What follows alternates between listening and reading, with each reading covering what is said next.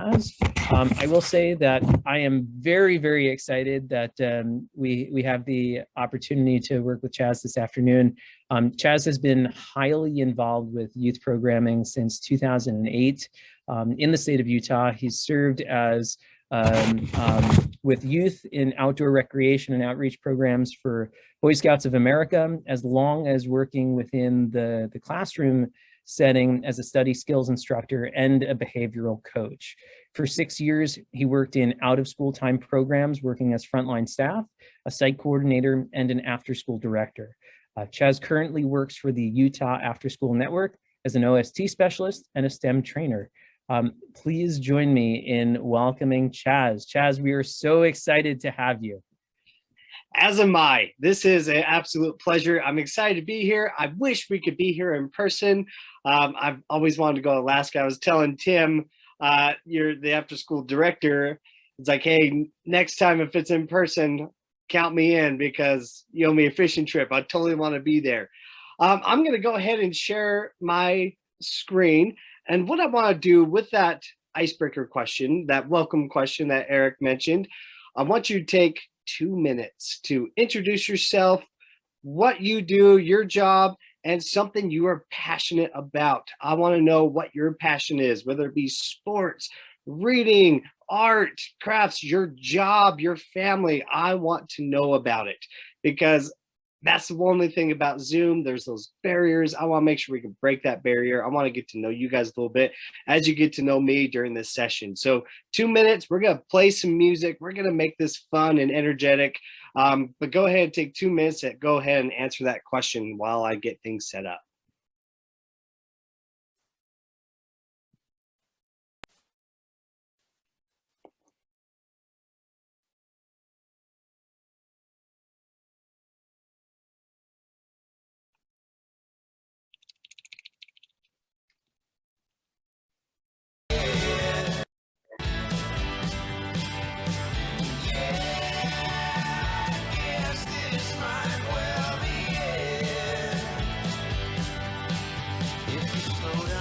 Second, take your time.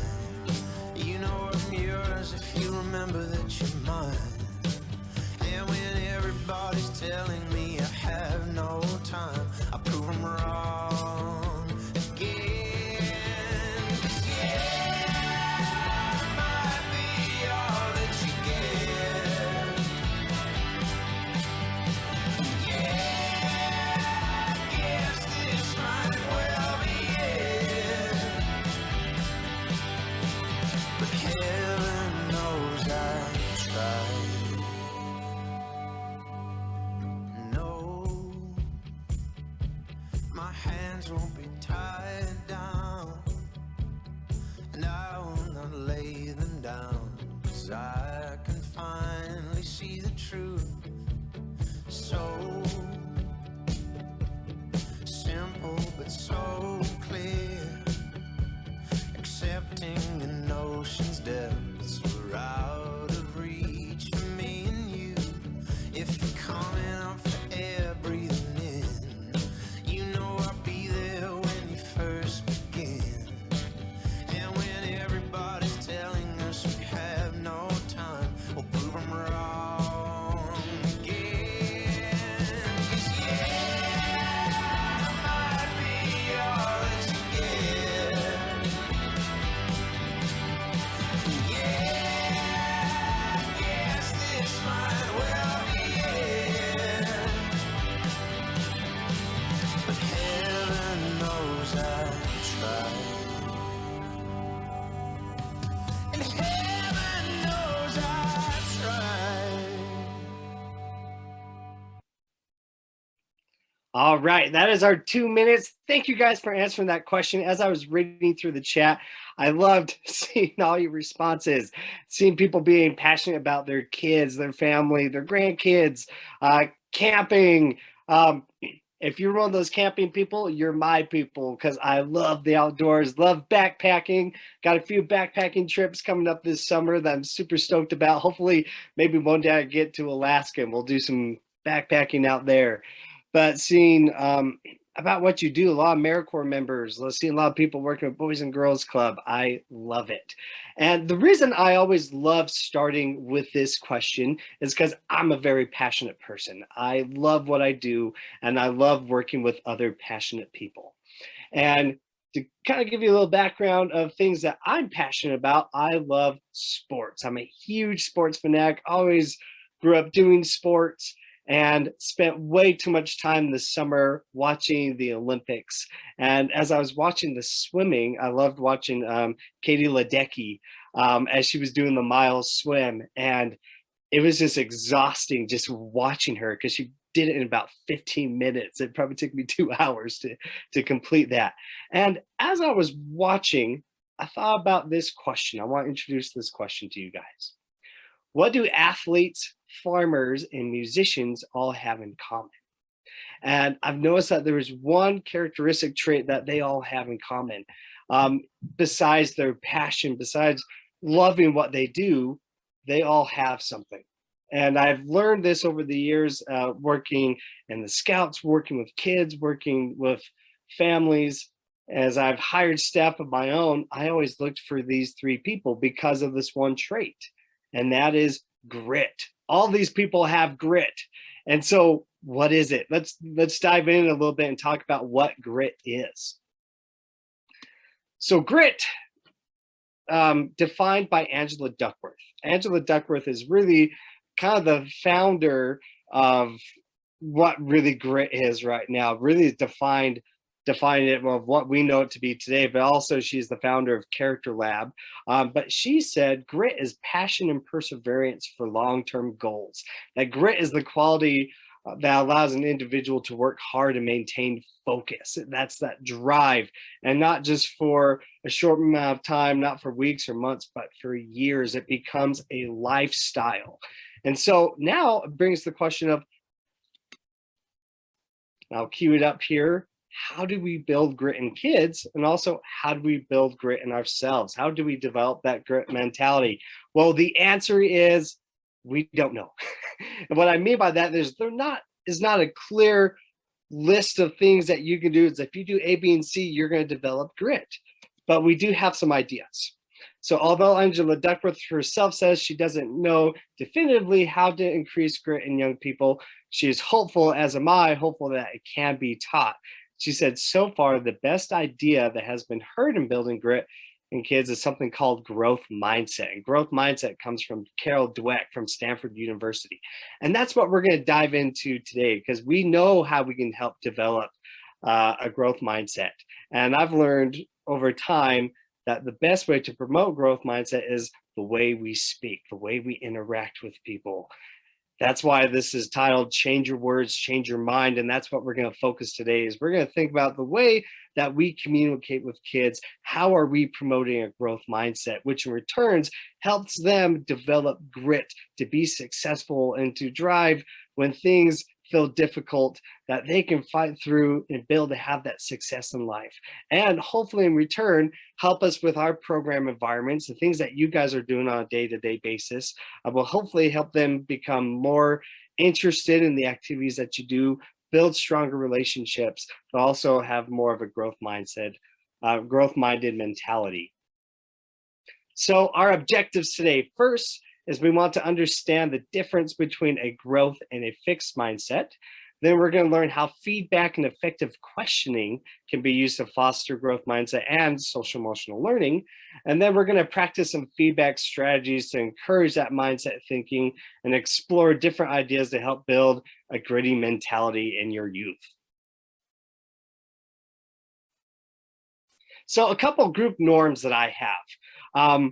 We know, again, Zoom has those barriers of that interaction. So we're going to be utilizing the chat box a lot. I do still want some interaction with you guys. So whatever you feel comfortable with, there'll be a few moments in our session today that I might open up. If anybody wants to share, to unmute themselves, that would be great. But don't feel like you have to. So utilize the chat box, but definitely want to hear your guys' thoughts and opinions today. And we're going to value questioning. That's what this is all about. If you have questions, please think of some during our Q&A that we'll have at the end of this session as well. So let's start. What is a growth mindset? What is it?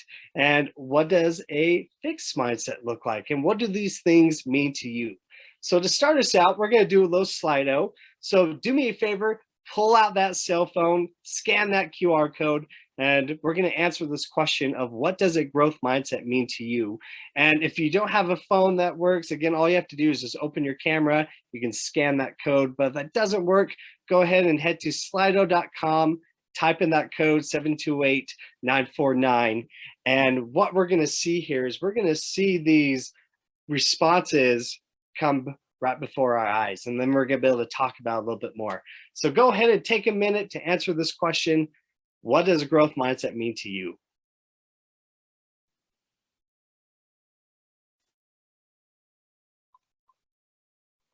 Yes, and feel free to put your responses in the chat box as well. We'll make sure we'll utilize the chat box.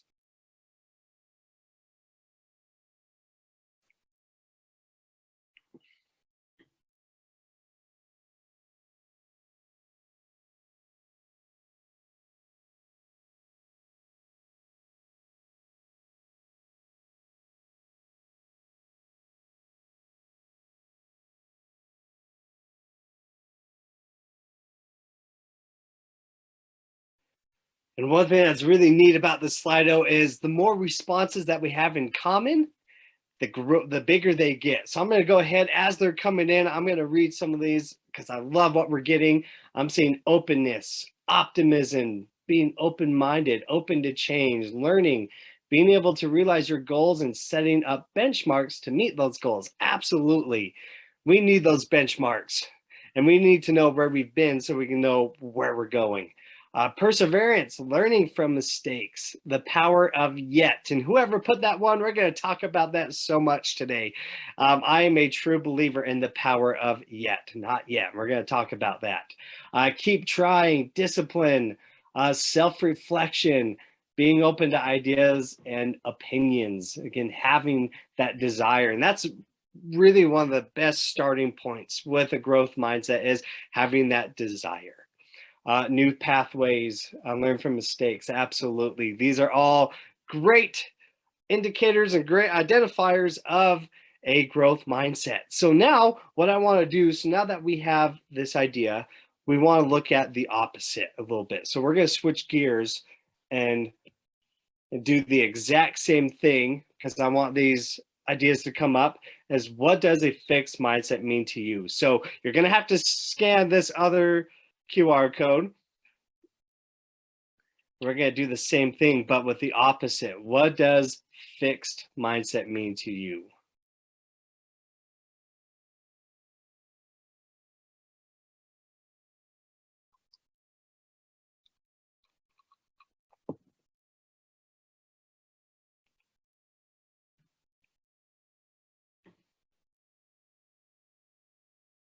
So I'm seeing stubborn, inflexible, rigid, shut down. Nothing will ever change. You know how true that is, but also how sad it is. Nothing will ever change. The way it always has been done. Yeah. One answer only. Punishment replaces growth. Ooh, that's true. It's deep though. Fear, mature, not having a willingness, being fearful, maybe being afraid of future plans, not being able to solve. Maybe thinking a fixed mindset is it's all black and white. Yeah, absolutely. And, you know, unfortunately in our world, nothing's ever black and white. We have boring, harsh, giving up. And someone in the chat said, inability to see the box or outside the box. Absolutely. And I love that you brought up both points there, not being able to see, again, see the box or even think outside of it. That's a great analogy. I like that.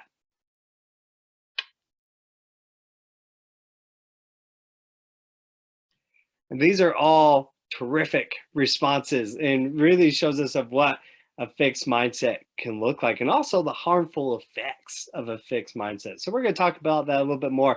Thank you guys so much for putting in your input here. So let's dive in a little bit deeper. So a growth mindset is really defined as a belief that they can learn anything if they put the work, practice, and effort to learn it. And I love what somebody commented, the power of yet. You might not know it yet. But if we look at a fixed mindset, is they think that they cannot increase their skill and knowledge in a particular area. I believe that the universal phrase for a fixed mindset is, I will never be good at math. I think math is kind of the universal topic of having a fixed mindset. But the way we can change it, again, change your words, is, hey, you might not be good at math yet. But then let's look at what we can do instead of what we can't do. And, fixed mindset, again, can be so harmful to the way we think, our self-esteem, how we interact with others. And so having these ideas, I want to talk a little bit more about what some of the harmful effects and causes of a fixed mindset, what those can be. So first is that peer pressure. I know for me in my life, I've had a lot of peer pressure to do things. And if I failed, I never felt like I could do it again.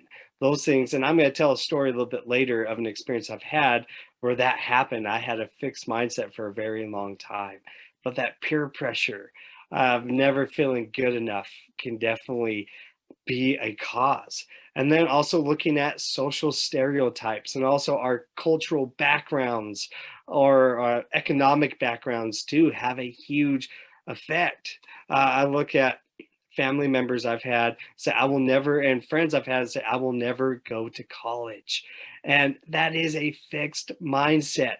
But guess what? We do need to realize that those barriers that get in the way, they are real. They hurt. There is pain. There is real struggle that comes with it. But that's where developing grit comes in. And that's why we have to have that growth mindset to develop that grit to overcome those obstacles. And that comes with being a great mentor, being a great teacher. And so those social stereotypes, again, can have a huge effect, but also not having encouragement, not having that mentor. So that lack of encouragement also can promote a fixed mindset as well. I want you to think about those teachers that you had that have motivated you in your life. You'll never forget that teacher's name. But without that teacher, think about what I've been able to accomplish, you overcome some of those things in my life if it wasn't for that person. So think about the value and the need for good role models, good mentors, to be able to provide that encouragement for the kids that we work with. And also lack of exposure, not being able to be exposed to what success feels like, opportunities to do things that will, again, promote a growth mindset, that will help them discover their passions, their hobbies, their interests, their goals, not having that exposure. And again, that lack of role models, that's where it comes from. We are the people, and especially in after school, we are the ones that can give them that exposure. We can share those ideas and ways for them to find those things that they want to do and they're interested in. So it's important for us to know what these effects are and how these effects are real, and how with a fixed mindset comes with anxiety, comes with low self-esteem. And that's what we want to be able to overcome today.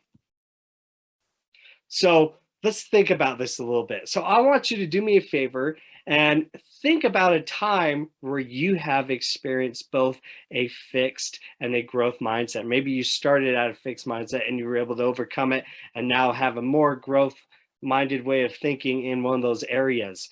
But it's important to remember that with growth-minded and fixed-minded thinking, that we're on the spectrum. It's not one or the other. That we can go through different points in our lives where we might have a fix, might have a growth. It could go back and forth. But with growth-minded thinking, it's important to remember that we're always moving forward. So what I'd like to do right now, I'm going to share an experience I had in my life with overcoming a fixed mindset. And so while I'm telling my story, I want to hear your story. So feel free to share in the chat And then after I'm finished, I will open it up to you guys if you would like to unmute yourselves to maybe share an experience that you've had. So to start with myself, I, like Eric mentioned earlier, a little bit of my background, I've always loved the Boy Scouts and be able to be a participant in the Boy Scouts and also be a leader. But I remember the first scout camp I went to was called Camp Bartlett. And I was so excited. I was 12 years old at the time. And the thing that intrigued me the most was going to the lake, going to the waterfront, because there's all these canoes and boats and sailboats and kayaks and all this cool stuff I wanted to do.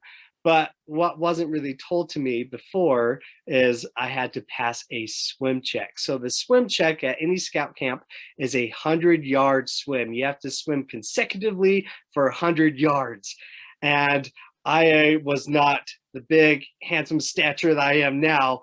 I was a very small kid and wasn't a strong swimmer. And I remember standing at the dock being fearful of feeling like I can't do this. And as I jumped in the water, I wasn't used to the temperature and fear overcame me and they pulled me out of the water. And at that point in time, I had failed the swim check.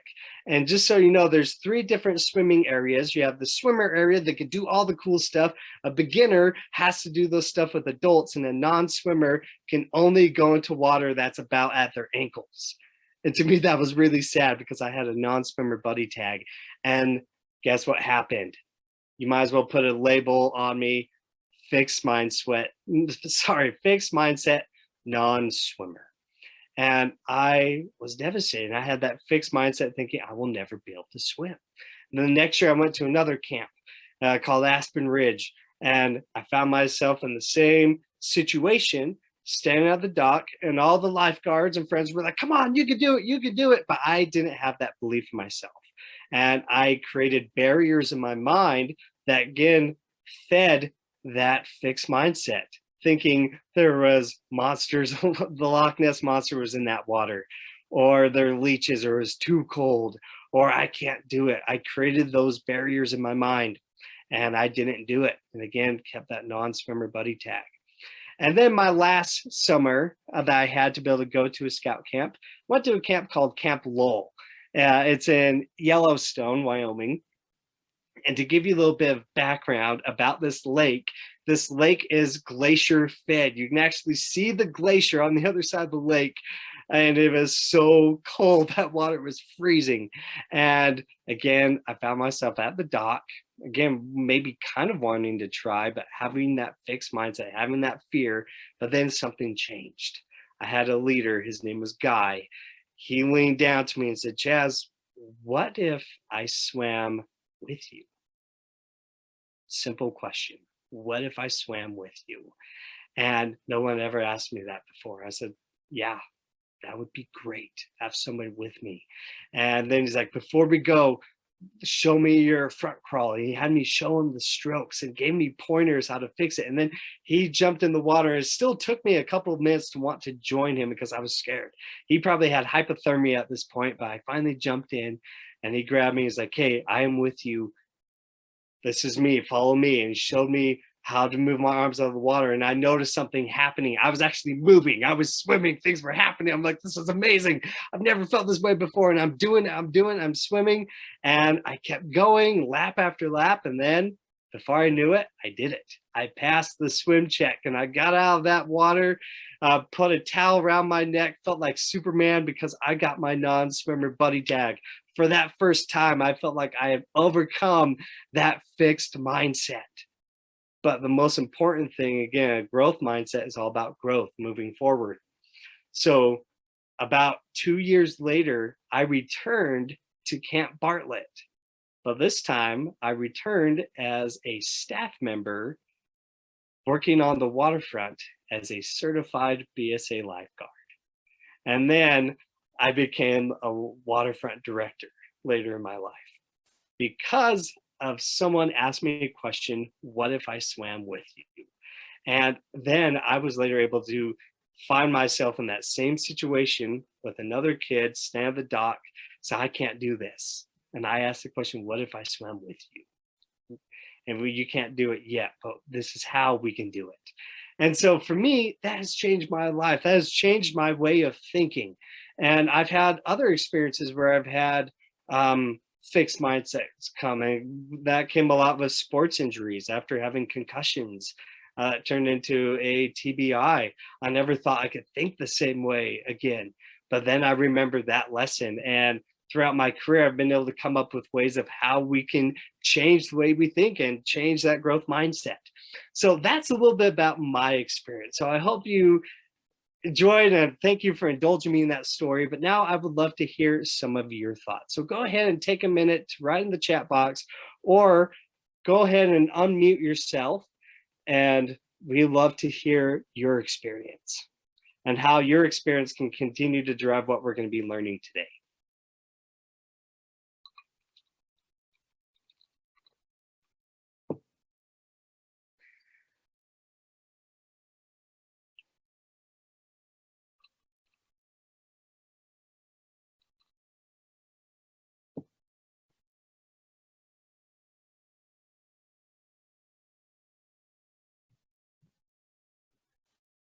Hey, Chaz, I'll jump in really quick and share that I had a very similar scouting experience. I too am a Boy Scout, Eagle Scout right here. And when I first went off to scout camp on the East Coast, very frigid water, and failed that first swimming exam. Yeah, I could not get that 100 meters under me. But in a more recent experience, I struggled a great deal with a fixed mindset as an educator. I'm an English teacher by profession. This is my 16th year in the game.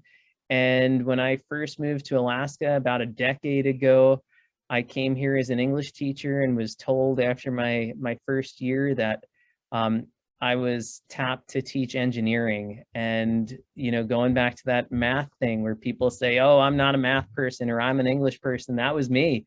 I said, I am an English person. I don't know how I'm going to teach the mathematics and science behind an engineering class. And let me tell you, the struggle I went through learning how to teach that course helped me to understand how I could then frame a growth mindset for my students. I learned the growth points for myself.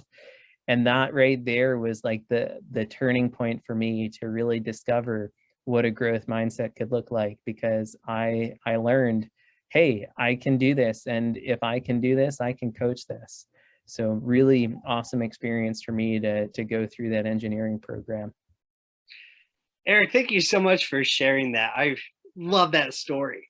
And I think one point to take away from that is we often think that fixed mindset experiences are when we're younger, but they still happen today, especially as a teacher. And when we have people in our charge, that's important to remember as well. So thank you for sharing that. And I see a story here in the chat box. If it's okay for me to say it out loud a little bit, having a stroke and having to learn those things again. And one thing that really I thought that was interesting is pointing out how their dad had a fixed mindset about the situation. And that's one thing we need to remember as well, is other people that we work with have fixed mindsets, and we can't always change their way of thinking, but we can create opportunities for it to change. And that's the thing, opportunity is so important, but also think, how can we first change ourselves? I also see here, learning to drive a stick shift. I think that's what I'm still having to work on, because I can't drive stick. But yes, absolutely, not be able to drive a stick shift, but failed the first time. It took months. And again, that's something to remember as well. It takes time. It takes time. But when one attribute that we need to have with growth is patience. But I love that, being able to finally learn how to drive stick. And when I took my role as a program manager at my current job, I felt very ill prepared to maintain a fun and effective program that was impactful for kids. Yeah, and I think that also those barriers can get in the way and feeling unprepared. Absolutely. And kind of feeling big imposter syndrome. I think we've all been there for sure, especially in this field. But I like to read the rest. It said, through the process of trial and error, lots of learning from mentors and from running the program, I grew from our first session to our last session and had fun. I learned a ton that I've been able to implement to improve the program each year. And I think that's one thing we need to remember as well, to have fun. Fun is what helps promote growth and laughter. So how can we make things fun as well? And I love that. And I think with everything that you guys described with your experiences is, again, it took effort, it took time, it took practice. But eventually we get there. And that's what's important to remember. So thank you all so much for sharing your experiences. For time, we're gonna keep moving forward. But I want you guys to think about, why do mindsets matter? They matter so much. A person's mindset sets the stage for either performance goals or learning goals. Again, a student with a performance goal might be worried about looking smart all the time, and they might in return avoid challenging work. And then on the other hand, a student with a learning goal will pursue interesting and challenging tasks in order to learn more. Those who believe their abilities are malleable are more likely to embrace challenges and persist despite failure. And if you visit this website, there is great in-depth study on how our mind works and the different parts of our mind, what helps promote that growth mindset over a fixed mindset, and be able to access that neural cortex, that logical way of thinking, and then helps us balance a little bit of the emotional side of that fight or flight response that we might often have. An important lesson to remember with growth mindset, it's always process versus product. We always, a lot of time with our activities that we do, we get so wrapped up in having the finished project. Guys, we got to finish this. We got to finish our craft. But we need to think about what we're doing and how we're helping them develop critical thinking skills. And again, that's that process. So with communication, asking good questions, asking effective open-ended questions, making observations, helping them make predictions, interpreting the information that they're learning, and helping them draw inferences and conclusions, and help them problem solve. But then it starts over. And it's all, again, that process. So thinking about what we can say to kids and the types of feedback that we can give. So I want to read this for a second. It says, as students begin to work on their learning objectives, growth-minded language guides and motivates them to ensure that they remain persistent, resilient, and focused on the process of learning. So here we have some language frames. I want to look at these different language frames and give you guys some examples of these different types of situations and what things that we can say, and the language that is specific here to promote a growth mindset. So first situation is when they struggle despite strong effort. We can say, when you think you can't do it, remind yourself that you can't do it yet. Again, the power of yet. That's kind of our theme today, the power of yet. And then we have when they are making progress. We can say, that's a tough problem that you've been working on for a while. What strategies are you using? That's where that questioning comes in. When we ask those questions, what strategies are you using? What have you used so far? And maybe ask, what haven't you used? Have you looked at what other people are doing? There's a lot of different questions that we can help, again, along their process of what they're doing. And then when they succeed easily without effort, we have those kids that can get things on the first try. We don't want them to stop there. How can we promote that growth? It's great that you have that down. Now we need to find something a bit more challenging so you can grow. And I apologize for the typo I just noticed. But we need to find something a bit more challenging so you can grow. Then our last two is when they struggle and need help with strategies. Let's write a plan for practicing and or learning. Let's come up with some different solutions for you. And then when they succeed with strong effort, I am very proud of you for not giving up. And look what you have to show for it. Look at what you've done. That's important to be able to say. So now we're going to dive into a little bit of practice. So we're going to practice together. And again, we're going to utilize the chat box. So we're going to look at some feedback. And what we're going to do is we're going to try to underline the message of the feedback and how it can be changed to promote growth mindset. So here's our first question. Not everybody is good at math. I think you all saw it coming, the math analogy. Not everybody is good at math. Just do your best. So first, what is the underlying message of this feedback, and how can we change it to promote growth mindset? So go ahead and put your thoughts in the chat box for me. What is the underlying message of this feedback? Not everybody's good at math. Just do your best.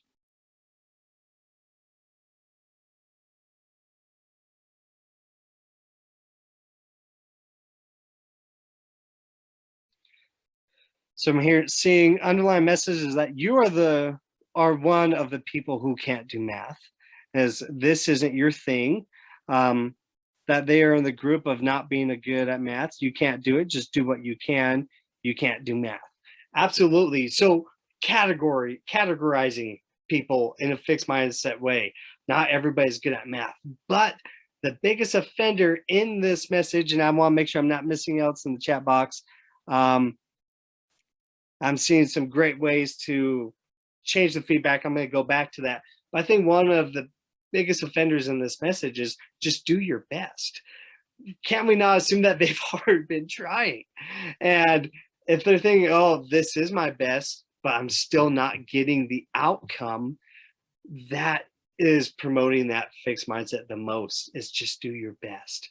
And so then thinking, how can we change it? I'm seeing everyone as something that is a struggle, but we can always improve if we keep working hard. Absolutely, keep working hard. But something that's important to add to that is give them the tools, give them the support, and show them what it looks like to be able to find that solution. Again, it goes back to those critical thinking skills. What questions are we asking to help them think critically, and then help them get to their solution, but then reflect on how they got there. And so we can change this as like, hey, not everybody's good at math yet. You're not there yet. But let's look at, well, what have you done? What do you think is the biggest issue right now? Do we have the right steps in place? Are we following the right procedures? And it's like, hey, it's not clicking right now, but let's think about how can we get it to click? Again, those questions. And I like what somebody said here, what strategies are you using? Absolutely. So those are some ways that we can change this statement. And again, I want to point out, is there anything wrong with this? No, it's still a supportive way. We're still, and I know if anybody asks this type of question, no way is it trying to promote that fixed mindset, but that's why we need to think critically of what we're saying, because you'll never truly realize sometimes, yes, it does turn out that way. And so looking at our next question, you finish your project really quickly. Good job. You are really smart. So what is the underlying message here? And then how can we change this? So this is, again, one of those situations when we have somebody that they're getting it the first time. But how can we change this feedback? So I'm seeing fast equals smart. Finishing first means you're smart. Underlying message, you don't have to work hard to get good results. You're smart because you finished quickly. Others who finished later are not smart. So I think we definitely underline the message here. You are really smart. So you are really smart. Again, might feel like a nice thing to say, but that is the issue with the fixed mindset, because guess what? We just plateaued them. There's nowhere else for them to go. They got the gold star. They're really smart. And they might feel like there's nothing else for me to do. I've learned it. I don't need to learn anything else. That can be damaging. So how can we change this? Say, wow, you finished your project really quickly. Tell me about it. What was your process? And then we can add things. For example, let's say they're working on a marble roller coaster and they had to make a loop-de-loop, and this person got it. We can then challenge them and say, hey, you've been able to figure out how to do one loop-de-loop. How would you change your design if you add a second loop-de-loop to get that result? Now we're changing things, but then we can ask connection questions as well. So we need to be careful of saying things like, you are really smart, because again, it plateaus them and they're learning. But we can say, look at what you've accomplished. That is a great way to say, a great thing to say. Last type of feedback is maybe this class isn't the right fit for you. So because of time, I'm going to go ahead and talk about this for a little bit, because what's important to remember, again, is this okay to say, yeah, absolutely. Not everybody's going to enjoy math. Our goal is not to force them like, you're going to do this and you're going to like it. Absolutely not. But what do we not have control of? Well, we might not have control of, like, in class, every kid has to take math, they have to take English. Sometimes they're kind of stuck there, but how can we change the experience? And so instead of saying maybe the class isn't the right fit for you, it's like, well, let's figure out how you can fit into this class. What can we do to help you? I'm seeing you are not welcome. Yeah, absolutely. And we don't want them to feel like they don't belong. When it's important for them to learn, have some successes in that class. One thing I'll never forget is when I did feel like I was successful in math, because I had a teacher that took time to make it work for me. So that's important to remember as well. Okay, so now we're gonna have you guys have some time to practice. So what we're gonna do is we're gonna do a little breakout session. And so before we go into our breakout, I want to share with you guys some resources. So I might have skipped around, Eric, so I apologize for that, but I have a Google Drive folder for you. And what I want you to do is open that drive and look at some of the resources I have. And the one I want you to open up is Carol Dweck's Guide to Growth Mindset Feedback. I want you to pull up that sheet. And so as you're talking as a group with the scenario that you're going to be working on, I want you to use that resource to look at some specific types of feedback that you can use for your situation. So we're going to break into 4 groups. And just as a heads up for you guys, some of you might be asked to stay in the main session. That is going to be group 1. The reason we're doing that is that way we don't have to have the main session be blank for this recording. So you're going to be broken up into 4 groups, and you're each going to have a different scenario. And in the chat box, we're going to have the different groups and each scenario in the chat, so that way you can refer it to. So for example, group 1, this is going to be your scenario. So your scenario is Jamie sticks with the activity the whole program, but still can't get his design to work. So your goal is to be able to come up with some things that you can say to celebrate his growth mindset or to continue to foster that growth mindset thinking. And so I want you to use those resources in the drive to come up with statements. So what I'm going to have you guys do, so once you're put into your groups, before you get started, you need to select a spokesperson. So when we come back to the main session, you need to have a spokesperson to talk about the statements that you came up with. So I recommend 1 to 2 statements that you can say to provide feedback that promote a growth mindset. So we're going to go ahead. I'm going to stop sharing my screen. And Eric, go ahead from that sheet I shared you. Go ahead and just copy and paste all 4 of them as you put perfect.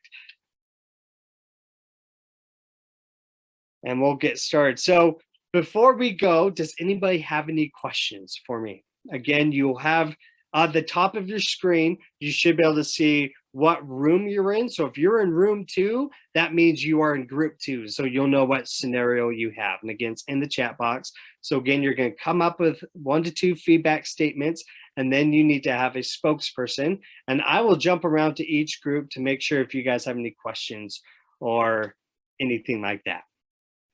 So if you could do me a favor, if you guys are good to go, let's go ahead and the reactions button, give me a thumbs up so I can see that you guys are good to go. And while you're in the group, I recommend turn your cameras on so you guys can talk with each other and have some great interactions. That's what this is all about. So I'm getting the thumbs up. Perfect.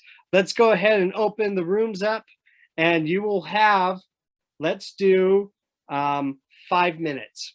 5 minutes for this breakout, and then we'll come back. So I'm going to set my timer. Okay.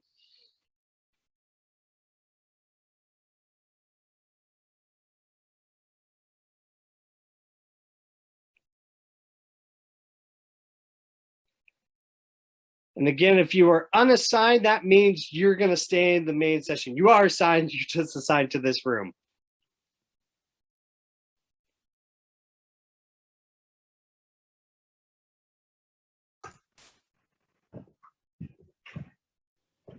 All right, yeah, I just noticed that the number dropped a bunch. So, all right, this must be group 1.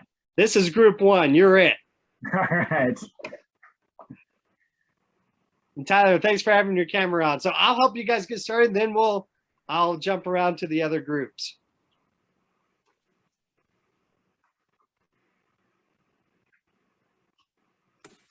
And Thomas, Hey, how are you everybody. doing today? I have to say, I love the beard. I think that's what I'm trying to aspire for, but I'm still patchy, so I'm going to stay here for a minute. Thanks, Chaz.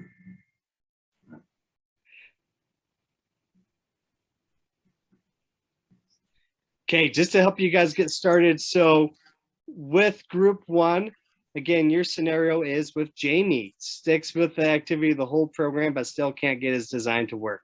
So think about what you guys can say to support Jamie. So I'm going to let you go at it, and I'm going to jump around to the different groups.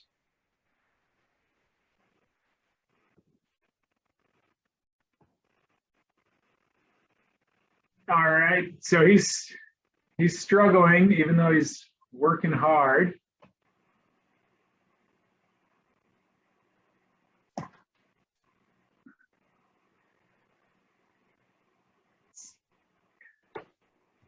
I think for me, it's noticing Jamie's effort. So like, how do we acknowledge not just that, like, oh, you keep doing that, but saying like, Jamie, I notice that you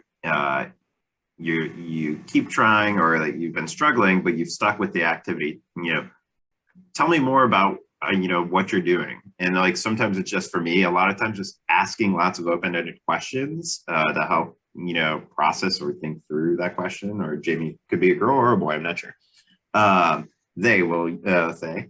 I said, asking Jamie, like, okay, well, I see, actually it says his in there, never mind. But asking those questions about, like, tell me about your process, your method. So even if Jamie's not successful in completing whatever the thing is that they're doing, but giving them a chance that Jamie can celebrate a success around, like, oh, this is the ways I'm trying.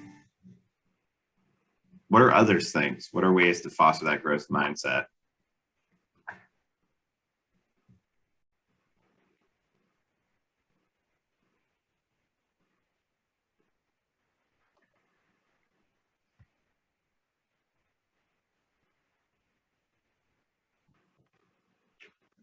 Nathan pointed it out in the chat that he'd start with what's working. And, maybe to support that thinking also, even a focus on what's not working and the growth that comes from that. Like, hey, what have you learned doesn't work for the next time we approach this design issue? Okay, well, we can rule that one out. Like we learned that doesn't work that way, and turning that into a success and a working point as well.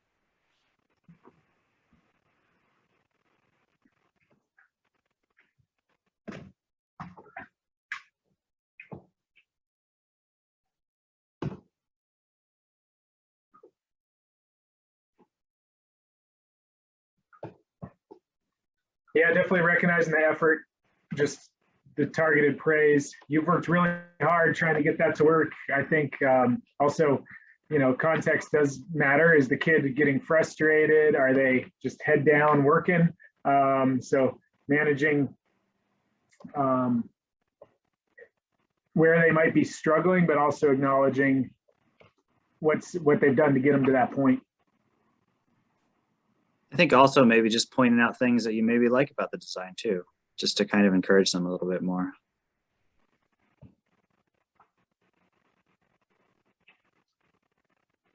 Yeah, encouraging Jamie also to, set a goal. Like, what are you going to do? Like, even if Jamie can't ultimately get to, like, this is the thing that we have to do, but like, how many times how many different ways do you think you can try solving this problem? Helping Jamie see that, like, even if I don't, similar to what Eric said, even if I don't succeed, I'm still succeeding because I'm trying new methods, and seeing that type of problem solving.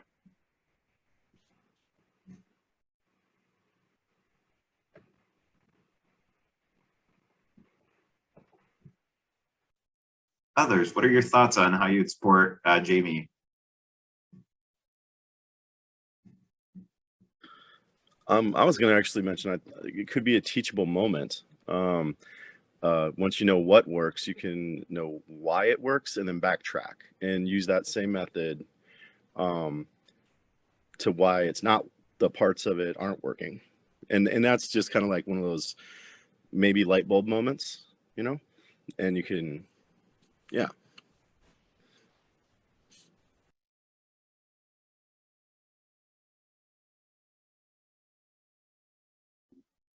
All right, group one, I've been dropping some of our statements into the chat box. Feel free to peruse and add some in.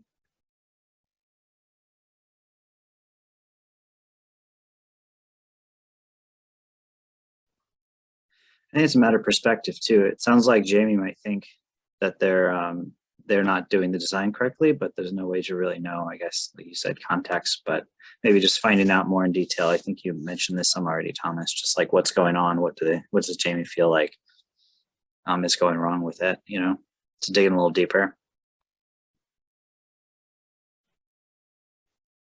I think also finding, you know, giving examples of other times that Jamie had to do something that couldn't get at first, and like how you have to keep trying to help reconnect it to something else, whether it's as simple as like, or not as simple, riding a bike is complex. It's a difficult thing that we learn how to do. It takes a lot of effort and a lot of tries to do. So I think it's like sometimes grounding even that experience of like, this thing's hard, and there was something else that I've learned previously that was hard. And, you know, I had to try this multiple times to be able to get there. And group one, I'll note that all of our groups have now come back into our main session. So we'll welcome everyone back in, and Chaz, will pass back over to you to guide us. Okay, perfect. Well, it sounds like everybody had some great ideas they're able to come up with. Apologize if you didn't feel like you had enough time, but I'd love to hear what you guys came up with so far. So we'll start with group one. Again, your scenario is Jamie sticks with the activity the whole program, but still can't get his design to work. So do we have a spokesperson for group one? I'd love to hear what ideas you guys came up with.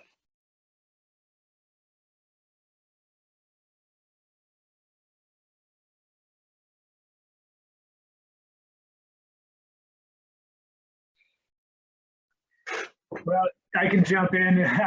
Thanks, Eric, for writing some of those in. We talked about recognizing the effort that he has put in. You've worked really hard to get that to work, pinpointing certain pieces or accomplishments within the larger project that might have worked. So this part seems to be working. What did you use to make that work? Why do you feel like that might be happening? How can we keep trying? And recognizing success, or recognizing effort as success. Absolutely. I love that. And I think you guys nailed it with acknowledging what they've done so far. And again, acknowledging it's like, hey, it's okay that you didn't get this to work. And how you can relate to like, hey, does every scientist or does every engineer get to work the first time? Absolutely not. But how that effort's important. I love what you guys came up with. And Tyler, thank you so much for sharing. Okay, looking at group two. So your scenario was Jessica makes one quick attempt to make a glider, fails, and says she gives up. So do we have a spokesperson for group two? If not, somebody brave enough to do it. Yeah, this is Jenny here. We talked about trying to reassure Jamie that she can break down the steps and to figure out when she got where she got stuck at, and then maybe change something to make her project work better. And just providing lots of reassurance that she's doing a good job trying. The phrase that I liked the best was, "This is the first attempt at learning." And even though it might not work out the first time, we can always try again, and it's not like the end of the world or anything. So it was awesome. I love that. Thank you. And something I would love just to add to that real quick is you can say, hey, Jessica, this is your first attempt, but I assure you it's not your last. I think I'm going to coin that statement. This might be your first step, but not your last. I love what you guys came up with. Thank you. So looking at scenario 3, group 3, Susie creates a successful model rocket design very quickly. So do we have a spokesperson for group 3? Yeah, so I'm Bev. I said to be your spokesperson. And we were trying to come up with ways to challenge Susie and think of other ways. And we first were asking them, like, having them explain what they have done instead of just saying, though, how did your rocket work? Have them actually have to create the directions for someone else to be able to follow, to kind of add that next step in that challenge, and also give them power to teach others. It would be a way that they could teach others that way. And then another challenge kind of we also was like, hey, come up with a story for your rocket ship. Is it going into outer space? Is the rocket inside the module? Are there scientists experimenting on plant growth or whatever?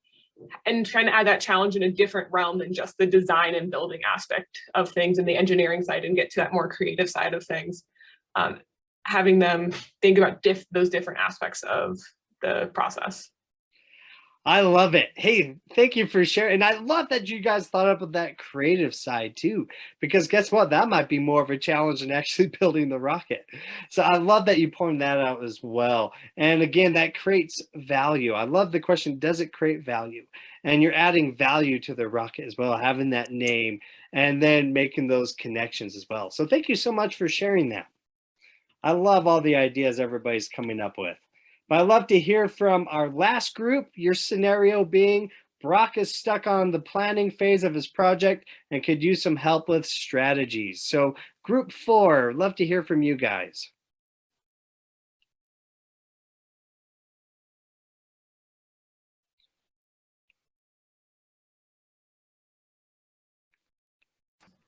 Okay, I'll jump in. So again, we were thinking being brave is a growth mindset too. So thanks, Judy. Yeah. I guess I have a hard time with long pauses. Well, we thought with Brock, it would be a good idea. Well, one thing I just thought of is to kind of take a moment to celebrate whatever his project was, even if he's just named it. What is it about this project that made you want to take it on in the first place? And then kind of go from that backwards, planning a little bit. What is it that you hope to learn in this? What are things that you would like to teach others about your learning? What interests you about this project? And let's take a look at how we can, what would be a part of that process of learning and teaching others. Yeah, absolutely. I love that, Julie. And I love how, again, you brought back to process and like, what can you teach others?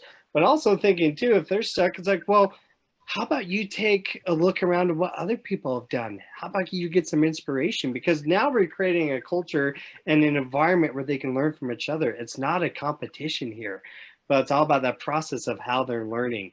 So Julie, thank you so much for sharing. So Eric, I know we're about time for the presenting part. If it's okay, I would like to take maybe 2 to 3 more minutes away from our Q&A just to share 1 or 2 last thoughts. And then I'd love to hear from you guys a little bit more. You're good to go, Chaz. And if anybody has any questions that they're unsure that you might have time to get to, you can send them to me or drop them in the chat, and I'll make sure that they get passed along to Chaz. Perfect. Thanks, Eric. Okay.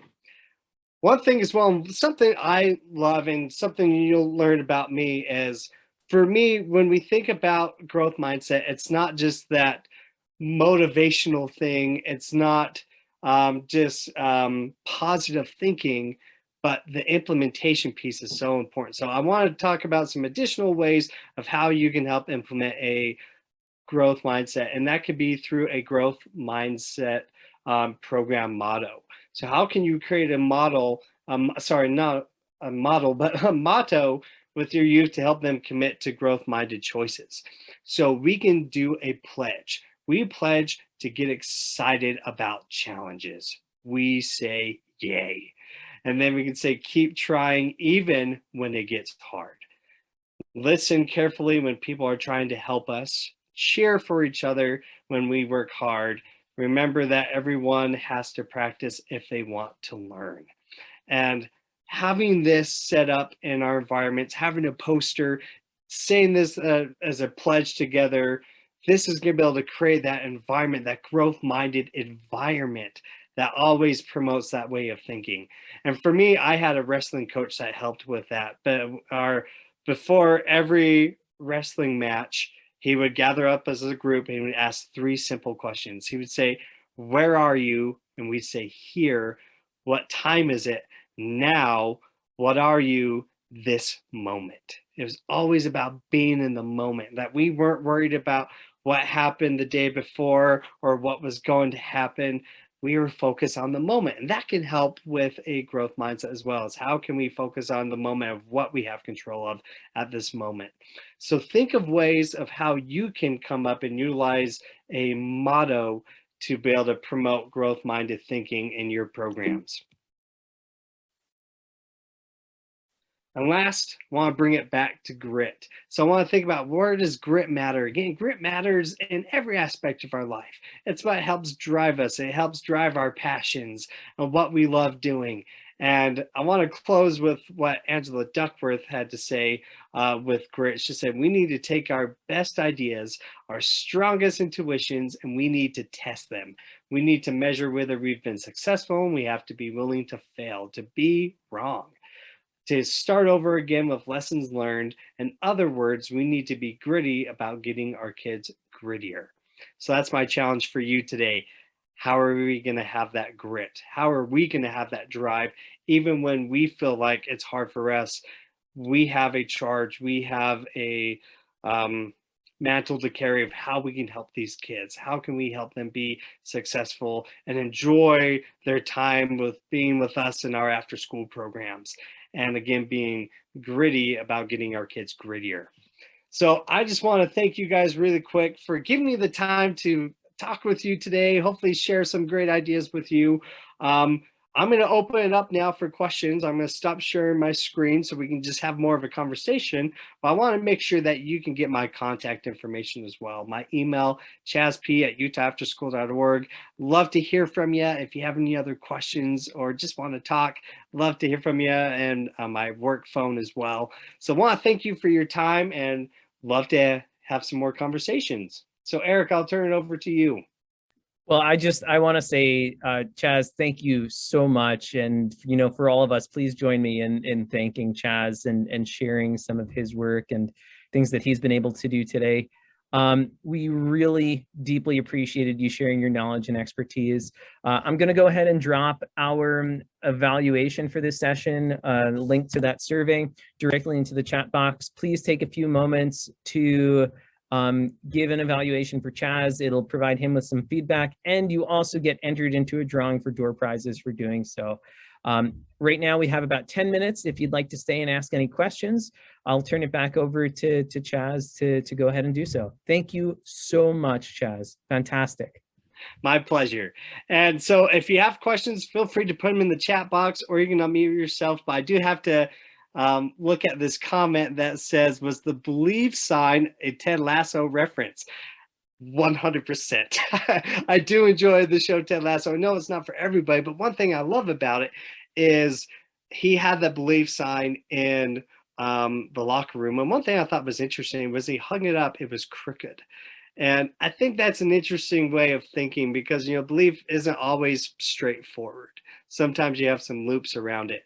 But the reason I like that belief sign was there's a lot of different references he uses to believe. And he said, I believe in belief. I believe in people. I believe that we can do these things. And one phrase that he uses is, what is the happiest animal on the planet? And it's because it's a goldfish, because a goldfish only has a 10-second memory. And so be a goldfish. And then he refers, there's a sad moment and said, let's take time to be sad, and let's be sad together, and then we'll be a goldfish. Because again, being a goldfish is all about that process, but forgetting the pain with it so we can move forward, we can do better. So whoever put that comment, yes, that was a Ted Lasso reference. So a question here, what was the last question your wrestling coach would ask? Absolutely. Maybe I can take it a quick minute to give a little more background on why he said that. So he always talked about taking out the trash, anything in your mind that would hold you back. And he said, if you think about the past, I didn't do so well in my last match. Now the past has your attention, has all your focus. So he say, throw it out, take out the trash. Same thing for the future. If you're so focused on, hey, next time I'm going to do this, or I hope I can get that promotion, I hope I can get that date or whatever. Now the future has your focus. So say, take out the trash, throw it out. And the reason why he would say those three things is to help us focus on the moment. So we weren't worried about distractions or other people or the cheering of the crowd. We were focused on the moment. So the three things again is, where are you? And that is here. We are here. We're in the moment. What time is it? The time is now. We only have control of the now. And what are you? What are you this moment? We are this moment. So again, where are you here? What time is it now? What are you this moment? And that, again, the reason I love that, and for me, how it promotes a growth mindset is because distractions and other things can get in the way. But when you're really focused in the moment, nothing else matters. But then you were able to accomplish that. And now you have growth within that moment, within that thing that you were doing. Yes, absolutely. Nathan, thanks for asking that question.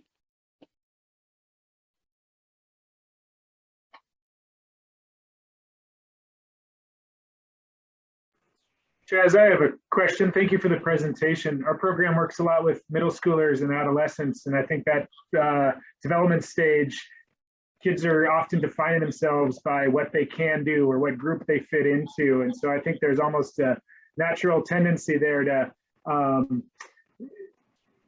to think about your value of yourself in terms of your accomplishments. So I'm wondering if, and so I find these growth mindset pieces to be really valuable, of course, but to be doubly difficult, I think, in that stage of development. I was wondering if you agreed, and if so, what tips you might have for specifically working with middle school or adolescent age youth.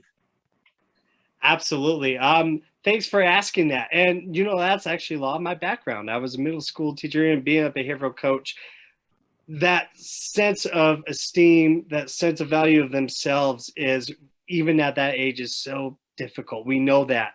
And given their backgrounds, their cultures and things as well. I remember when I was teaching, I had a student that was so difficult. And that's one thing that struggles with us of trying to be growth-minded people, being like, hey, what can we do to help you? We're trying to do all the things, but those barriers, they're thick. And then we learn a little bit more of their background. And so again, it takes time. So my recommendation for you, Tyler, is think about, again, what can we control? So I look at the environment that we're in, the programs that we're doing. Are those things promoting growth? Are those things promoting things that they might have interest in? And also, I think it's important for us to challenge kids, to challenge middle school kids, because one thing I think another issue that can have with, and thanks that we have 5 minutes, I think another issue is that can have issues with a fixed mindset is being comfortable, being casual. And just like, you know, I'm okay with this. I'm okay with my bad grades, or I'm okay not doing this thing. And I remember I had a student, like, I challenged this person. I'm like, you know what? I know you can do more. I know you can do better. And so this person had a grade average of like a 1.02. And I'm just like, I'm going to challenge you that you're going to get a 4.0 by the end. And every semester went up. And her last 2 semesters, she got a 4.0. She's like, I did it. I'm like, guess what? You're going to do it again. And she's like, no, I did it. I got the 4.0. I was like, yeah, and you're going to do it again. Now that you've seen it, like, but now we got to keep that going, because if you don't again, you're going to feel bad. But then we thought of ways that we can help them. So again, my recommendation, again, it's going to take time. There's a lot of barriers that come in the way, but it's for us not feeling like, hey, we're knocking down these barriers with a sledgehammer. But what we're doing is we're creating things, creating an environment, giving them tools and resources that they can feel successful. And one thing I recommend, give them these resources I share with you. We feel like as adults, as educators, we kind of have to hide our tools and that we're the experts. Share it with them. And so it's like, okay, guys, I want you to think of how you can ask your own questions, how you can have growth-minded thinking, and then celebrate in the accomplishment, celebrate in that process. But Tyler, again, my recommendation for you is, again, take time to build a relationship. I have to share one last thing. I was at a program 2 days ago and I met this young man. His nickname for the program was Rhino. And I just asked him, like, Rhino, what do you like about this program? He didn't say a single thing about an activity. He didn't say a single thing about stuff he liked. He said, our mentors. I love how they take time to help me with my homework. I love working with the staff. And if you ask any middle school program that really loves what they're doing, it always comes back to the staff, the people they work with. So take time to build those relationships. But Tyler, does that help answer your question? Thumbs up. Great. So Frank says, I've asked a departing school principal, how could our community assist the school to be a better environment? He says, start a Boys and Girls Club. Absolutely. And a resource that we have with our network, you can find on our website that's great, is a school alignment tool of how to align with the school, because that can also have issues. Because as much as I love that this person says start a Boys and Girls Club, I know there's a lot of people that might, it's like, we didn't like our experience, and that's a fixed mindset. And think of like what it was then, well, it may not be what it is now. So aligning with the school, but I love that, start better environment, start that club. And I think that goes back to the principles that Boys and Girls Club have. I love that. So I think we just have 1 or 2 minutes left. Is there any other questions?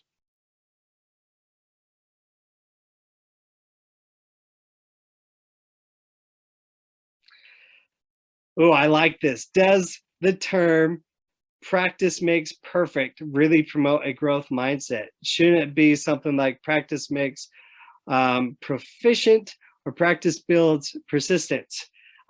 Yeah, so I agree. And I actually was thinking about this the other day. Practice, practice, practice. And does practice make perfect? No, I would throw that idea out. Practice makes improvement. Practice, again, makes you more proficient. I look at one of my favorite wrestlers was Cal Sanderson, the only wrestler in history to win 4 national titles without losing a single match in his career. And sure, he was perfect there, but it was always, I did 100 double leg takedowns before I left practice. It was always that practice, practice. And again, it doesn't make perfect. Again, perfect can be a fixed mindset. Because you're not allowing yourself to experience that failure. You have to at times. So I wouldn't say practice makes perfect, but I would agree with you, it makes improvement.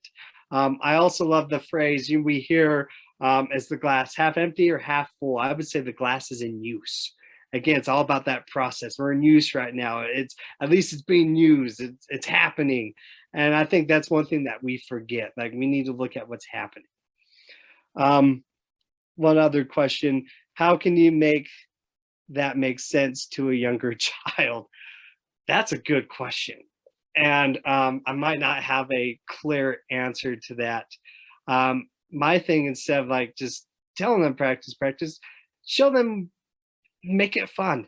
That's why I'd say for a young child, they need to know how it's fun first. There's so many things kids have to worry about now. That's what I would focus on. Focus on how we can make it fun.